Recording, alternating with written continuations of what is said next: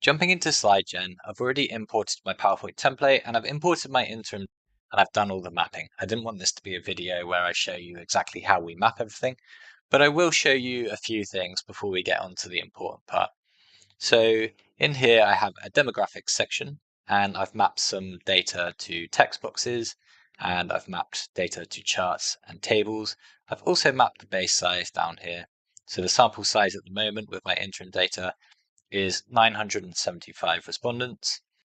We have a brand essentials section, which is essentially our awareness and our purchase behavior and consideration.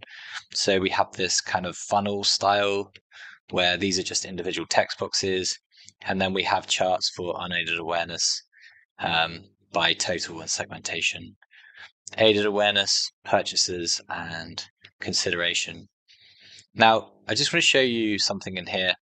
What we have done is we've sorted the data from high to low using our transformations. So we've sorted the data and then we've anchored wild roots to the top. And then we've used our filter by text search to remove the none of these answer option. So that's something that we've already done to the data here. And the important part is that when we switch data, this order might not be the same because these percentages might change. But these transformations are going to be repeated in the order that we've set them here. So again, for this slide, for this chart, the sort by is going to be applied, the anchor labels is going to be applied, and then the filter by text search is going to be applied. And that's the same for the different sections in here too. For example, the brand metrics where we've done some SIG testing against wild roots. And then we have these statements with a bunch of transformations applied here to filter text, switch to rows and columns, and so on. And then we have an appendix section as well, which is just a bunch of tables, really. There we go. Now, this doesn't look like a perfect report within the platform, but when we download to PowerPoint, it's going to look exactly as it did when we designed it in PowerPoint, which we will do at the end. But before we do that, I want to come on to the important part. We're going to upload our final data. We finished in field. Our data processing team have had the time to produce the new set of tables. So we have all of our respondents. We just need to update this report. I'm going to show you how quick and easy that is now that we have already mapped everything within the platform, within SlideGen. Move over to the data sources and upload our new data file.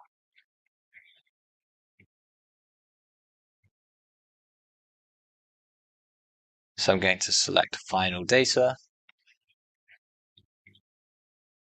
and upload that file.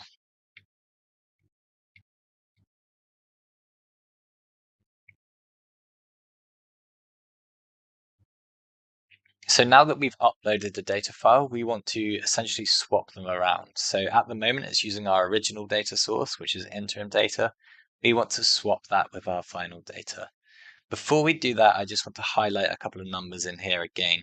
So we have 34% here, 25, 41. Those are nice and big, so you can keep an eye on those, see what happens when we switch the data. The other thing is we have this 975 respondents. I know that that changes to something above 2000, so keep an eye on that and you'll see that happen as well. To switch the data behind the project, there is a switch data button here, and you get a warning to tell you that you are going to be overriding the data. And you just pick your final data source, check compatibility. At this stage, if it finds any differences between the files that it's not expecting, then it might warn you that some of your, let's say you've removed a table, it will warn you that that table is no longer there, give you the opportunity to remap the data for that specific chart. I know that these files are the same, so we don't have any compatibility issues. So we just need to hit perform and OK. There we go. So this number, I think, was 34% before, has now jumped up to 38. We've got 27, 35, and our base size is 2,334 respondents. All of these other numbers have been updated as well, and the same for every single slide. Everywhere that we've mapped information has been updated, including the transformations. So wild roots is still pinned to the top, but the sort order might be different in here.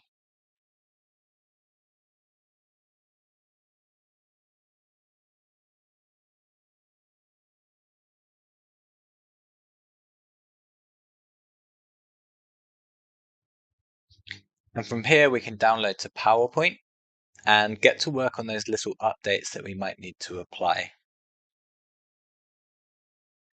But you can see in under a minute, you can go from receiving your data to having 80% or more of your report complete and ready for your important narrative.